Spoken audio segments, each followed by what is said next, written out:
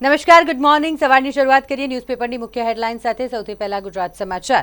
બંગાળમાં અરાજકતા વ્યાપી ગઈ છે. ઠેર ઠેર હિંસા અને આગજની, અને જેમાં 5 લોકોના અત્યાર સુધી મોત નિપજ્યા છે. ભાજપ અને ટીએમસીના કાર્યકરો જાણે યુદ્ધે ચડ્યા હોય તેવી પરિસ્થિતિ છે. નવા ચૂંટાયેલા 65% ધારાસભ્યો સામે ક્રિમિનલ કેસો છે. અરાજકતાનો માહોલ અત્યારે બંગાળમાં છે. મમતે સોનાર બાંગ્લાને યુદ્ધભૂમિમાં પરિવર્તિત કર્યું. શુભેન્દુના પીએની ગોળી મારી અને હત્યા કરી નાખવામાં આવી. પક્ષ નેતાઓના કાર્યાલયોમાં તોડફોડ અને લૂંટ ચાલી રહી છે. ભાજપમાં 206 પૈકી 152 અને તૃણમૂલના 80માંથી 34 સામે ક્રિમિનલ કેસો છે. કરોડપતિ ગુંડાઓની સંખ્યા વધી ગઈ છે. ચૂંટણી પંચના પોર્ટલ પર 68 લાખ નિષ્ફળ સાયબર હુમલાઓ થયા. 4 મે પરિણામના દિવસે જ હેકરો ત્રાટક્યા હતા. કૈલાસ માનસરોવર યાત્રા મોંઘી થઈ છે. ફીમાં 20% સુધીનો વધારો કરવામાં આવ્યો છે. 50 યાત્રાળુઓની 10 બેચ ભાગ લે છે. યાત્રાનો વ્યક્તિ દીઠ કુલ ખર્ચ રૂપિયા 2 લાખની આસપાસ થશે. ભારતે પેટ્રોલ ડીઝલની કિંમત વધારવી જ પડશે. આઈએમએફનું કહેવું છે ભાવમાં વધારો ન કરાય તો અર્થતંત્ર પર તેની અસર પડશે. એઆઈ બૂમની અસર. સેમસંગની માર્કેટ કેપ $1 ટ્રિલિયન પાર પહોંચી ગઈ છે. દક્ષિણ કોરિયાનો મુખ્ય સૂચકાંક કોસ્પી રેકોર્ડ સ્તરે પહોંચ્યો છે. તમિલનાડુમાં વિજય રથ અટકી ગયો છે. કોંગ્રેસનો સાથ છતાંય બહુમત નથી વિજય પાસે. વિજય 112 ધારાસભ્યોની સહીવાળો પત્ર સોંપ્યો, પણ જરૂર 118ની છે. પંજાબમાં બીએસએફ હેડક્વાર્ટર અને સૈન્ય કેમ્પ પાસે 2 વિસ્ફોટ થયા. જલંધર અને અમૃતસરમાં તંત્ર દોડતું થયું છે. જલંધરમાં એક સ્કૂટરમાં આગ લાગ્યા બાદ વિસ્ફોટ થયો. 300 મીટર દૂર સુધી તેની અસર થઈ. કાચ અને ગાડીઓના કાચની સાથે સાથે દુકાનોના કાચ પણ આ ધડાકાના કારણે તૂટી પડ્યા. સાવલી તાલુકાના ઉદલપુર ગામ પાસે ખોટી દિશામાં બની રહેલા બ્રિજ સામે ગ્રામજનોએ આત્મવિલોપનની ચીમકી ઉચ્ચારી છે. રૂપિયા બનાવવા શોર્ટકટ અપનાવનાર ધનુષે વિદ્યાર્થી મિત્રોને જાલી નોટો પધરાવી. ડુપ્લિકેટ નોટોના કેસમાં ખાનગી યુનિવર્સિટીના વિદ્યાર્થીઓને રિમાન્ડ પર રાખવામાં આવ્યા છે. મોરબીના ધનુષે યોગગુરુ પ્રદીપની રીલ જોઈ રાજસ્થાનના મિત્ર મુન્નાને કહેતા તેણે ડુપ્લિકેટ નોટો અપાવી હતી ને આ રીતે જ આખું કૌભાંડ ચાલી રહ્યું હતું.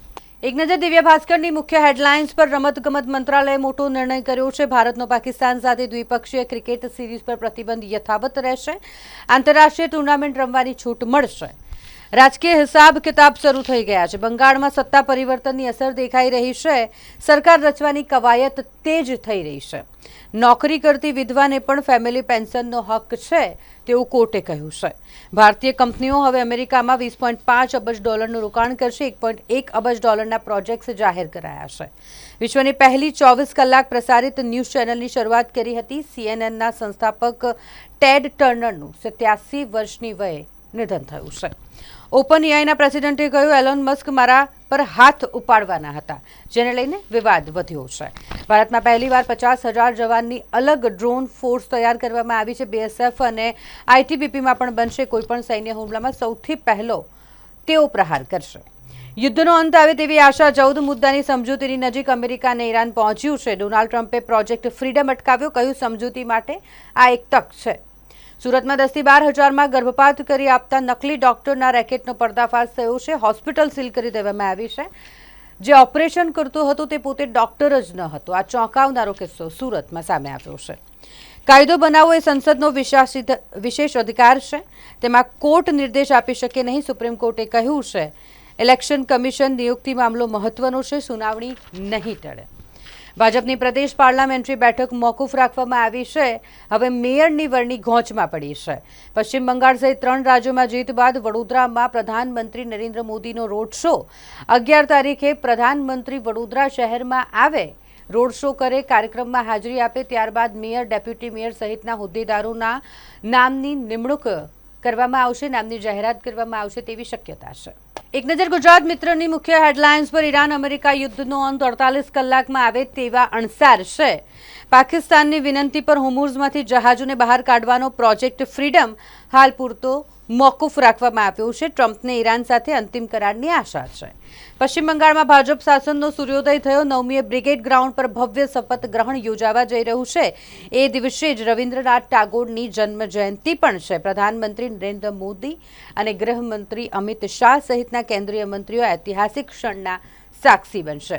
8 મેના રોજ ધારાસભ્યોની બેઠકમાં નવા મુખ્યમંત્રી અંગે નિર્ણય લેવામાં આવશે. મમતા બેનર્જી ચૂંટણી પરિણામોને સુપ્રીમ કોર્ટમાં પડકારશે. ટીએમસીએ મમતાના રાજીનામા ન આપવાના નિર્ણયને લોકશાહીમાં વિરોધની એક રીત ગણાવી છે. વંદે માતરમ ગીતને રાષ્ટ્રગાન જેવો દરજ્જો મળવો જોઈએ. સરકારી કાર્યક્રમો અને શાળાઓમાં આ ગીત વગાડવા અંગેની સત્તાવાર માર્ગદર્શિકા જાહેર કરવામાં આવી છે. તમિલનાડુમાં વિજયનો સરકાર રચવા દાવો, 112 ધારાસભ્યોનું સમર્થન, પરંતુ હજુએ 118 કરવા માટે ધારાસભ્યોની ઘટ પડી રહી છે. હવે જોડી શકશે કે નહીં, મોટો સવાલ છે. ઈરાન યુદ્ધને પગલે અમેરિકામાં પેટ્રોલ 50% મોંઘું થઈ ગયું છે. ઈરાનના શોપિંગ સેન્ટરમાં આગ લાગી અને જેમાં 8 લોકોના મોત નિપજ્યા છે. અમેરિકામાં વિમાન લેન્ડિંગ પહેલા ટ્રેલર અને લાઇટ પોલ સાથે અથડાયું. આ એક અકસ્માત વિમાનનું અમેરિકામાં સામે આવ્યું. મલેશિયામાં મેઘ તાંડવ કરી રહ્યું છે. પેટ્રોલિંગ જયા અને કુઆલમપુરના અનેક વિસ્તારોમાં આકસ્મિક પૂર આવી ગયું છે. સુવેન્દુ અધિકારી 10 દિવસમાં ખાલી કરશે એક બેઠક. બેઠક રાખશે તે પક્ષ નક્કી કરશે. આસામ, પશ્ચિમ બંગાળની વિધાનસભા ચૂંટણીમાં અનામત બેઠકો પર ભાજપ એનડીએનો ભવ્ય વિજય થયો છે. મીડિયા ક્રાંતિના પ્રણેતા ટેડ ટર્નરનું 87 વર્ષની વયે નિધન થયું છે. પંજાબના જલંધર અને અમૃતસરમાં 3 કલાકના અંતરે 2 વિસ્ફોટ થયા. 2 બોમ્બ વિસ્ફોટ થતા સુરક્ષા એજન્સીઓ પણ કામે લાગી છે. હવે એક નજર લોકસત્તા જનસત્તાની મુખ્ય હેડલાઇન્સ પર. દેશમાં 4 દિવસ સુધી બેંકનું કામકાજ ઠપ રહેશે. હડતાલના કારણે 25 અને 26 મે બેંક સ્ટાફ હડતાલ પર રહેશે, એટલે કામકાજ નહીં થઈ શકે અને 4 દિવસ માટે બેંકનું જે કામ છે તે સ્થગિત કરવામાં આવ્યું છે. સુપ્રીમ કોર્ટમાં જજોની સંખ્યા 33થી વધી અને 37 થઈ જશે. 2026 દુનિયાનું સૌથી ગરમ વર્ષ સાબિત થઈ શકે. હજુ વધુ ગરમી પડવાના આગાહી કરવામાં આવી છે. સબકા સાથ સબકા વિકાસ, હવે સબકા હિસાબ. બંગાળ ભાજપ નેતા ઘોષની ચીમકી. એસસી, એસટી, ઓબીસીની સાથે પેટા જ્ઞાતિના ઉલ્લેખની ભલામણ કરવામાં આવી છે. યુપીએસસીમાં ફેરફારની શક્યતા છે. રાજ્યપાલે ટીવીકેનો સરકાર બનાવવાનો દાવો નકાર્યો છે. 118 એમએલએનું સમર્થન માંગ્યું છે. ધોરણ 10માં ગુજરાતનું અત્યાર સુધીનું સૌથી વધુ 83.86% પરિણામ આવ્યું છે. વલસાડની દીકરી ગુજરાતમાં પ્રથમ નંબરે આવી છે. આઈટી કંપનીમાં છટણી થશે. કોગ્નિઝન્ટમાં 15,000ની છટણીની તૈયારીઓ શરૂ કરવામાં આવી છે. પશ્ચિમ બંગાળ દેશ વિરોધી ગતિવિધિઓનું કેન્દ્ર બની રહ્યું હતું. કૈલાશ વિજયવર્ગીયનું આ નિવેદન. સીમાવર્તી રાજ્ય વેસ્ટ બંગાળમાં હવે રાષ્ટ્રવાદી વિચારધારાવાળી સરકાર આવી ગઈ છે. વડાપ્રધાન નરેન્દ્ર મોદીનો વડોદરા શહેરમાં રોડ શો, જેમાં 25,000થી વધુ લોકો ઉપસ્થિત રહે તે માટેનું આયોજન કરવામાં આવ્યું છે. પશ્ચિમ બંગાળની ભવ્ય જીતનો જશ્ન વડોદરામાં મનાવવા માટે તડામાર તૈયારીઓ ચાલી રહી છે. ફોનમાં અન્ય યુવકના ફોટા બતાવતા દિવ્યાની પ્રેમીએ હત્યા કરી નાખી. વડોદરા શહેરના અંકોડિયા નજીક જાડી ઝાખરામાંથી જે યુવતીની લાશ મળી આવી હતી તે મામલે ચોંકાવનારો ખુલાસો થયો છે. પ્રેમીએ જ પ્રેમિકાની હત્યા કરી નાખી હોવાની વાત સામે આવી છે, જેમાં આરોપીને ઝડપી પાડવામાં આવ્યો છે. મરણ પ્રસંગમાં ગયેલા વેપારીના બંધ મકાનમાંથી 4 લાખ રૂપિયાની ચોરી તસ્કરો કરી ગયા. 110 યુવકો સાથે 58 લાખથી પણ વધુ પડાવી લેનાર ગઠિયો ઝડપાયો છે. કોંકણ રેલવેમાં નોકરી અપાવવાના બહાને આ છેતરપિંડી યુવાનો સાથે કરવામાં આવી હતી. નવાપુરામાં 16 કિલોથી વધુ ગૌમાંસ સાથે ખાટકી ઝડપાયો છે. ખાટકી પાસેથી ગૌમાંસ, વજન કાંટો અને છરીઓ જપ્ત કરવામાં આવી છે. એક નજર સંદેશની મુખ્ય હેડલાઇન્સ પર. ઓપરેશન સિંદૂરની વર્ષી પર જલંધર અને અમૃતસરમાં બ્લાસ્ટમાં આઈએસઆઈનો હાથ. આઈએસઆઈ પંજાબમાં લો ઇન્ટેન્સિટી આતંકી ગતિવિધિઓ ફરી સક્રિય કરી રહ્યું છે. પાકિસ્તાન સાથે રમતો પર પ્રતિબંધ ચાલુ છે. બહુપક્ષીય રમતોમાં મંજૂરી મળશે એટલે કે ઇન્ટરનેશનલી રમત રમી શકાશે. રમતગમત મંત્રાલયનું આ સ્પષ્ટ નિવેદન છે. કોંગ્રેસે ટીવીકેને સમર્થન આપતા ડીએમકે ખફા થઈ ગયું છે. મિશન દ્રષ્ટિ સેટેલાઇટના સફળ લોન્ચથી ભારતની વાવા થઈ. મસ્કે ખુશી વ્યક્ત કરી છે. શહેરમાં 40.6 ડિગ્રી ગરમી પડી રહી છે. 11મીએ 43 ડિગ્રીને આંબી જાય તેવી આગાહી કરવામાં આવી છે. વડોદરા શહેર જિલ્લાનું ધોરણ 10નું પરિણામ 78.38% આવ્યું છે. બુકાનીધારીઓએ યુવતીનું ગળું દબાવ્યું, તેને ઝેર પીવડાવ્યું અને પછી તેના પર ચાકુથી હુમલો કર્યો. આ ચોંકાવનારી ઘટના વડોદરા શહેરમાંથી સામે આવી છે. વાઘોડિયા રોડ ઉમા 4 રસ્તા પાસે આ બનાવ બન્યો હતો. હાઈવે પર હોટલના કમ્પાઉન્ડમાંથી રાતે દારૂ ભરેલું કન્ટેનર ઝડપાયું છે. પોપકોર્નના પેકેટની આડમાં દારૂની હેરાફેરી થઈ રહી હતી. અંકલેશ્વરની 2 વિદ્યાર્થીનીઓ સમગ્ર રાજ્યમાં ટોપર બની. બંને વિદ્યાર્થીઓના 600માંથી 591 ગુણ આવ્યા. ઈંડાકાંડની વાત કરીએ તો આરોપીઓને દોરડે બાંધીને સરઘસ કાઢતા પોલીસને હાઈકોર્ટનું તેડું. પાણીગેટ રોડ પર શ્રીજીની પ્રતિમા પર ઈંડા ફેંકાયા હતા અને જેના આરોપીઓને દોરડું બાંધી અને તેનું સરઘસ કાઢવામાં આવ્યું હતું. જે મામલે હાઈકોર્ટે પોલીસ પાસે જવાબ માંગ્યો છે. હરણી ગદા સર્કલથી ગોલ્ડન ચોકડી સુધી મેગા સફાઈ અભિયાન. વડોદરા શહેરમાં વન ડે વન રોડ અભિયાન અંતર્ગત ઠેર ઠેર સફાઈ ઝુંબેશ હાથ ધરવામાં આવી છે.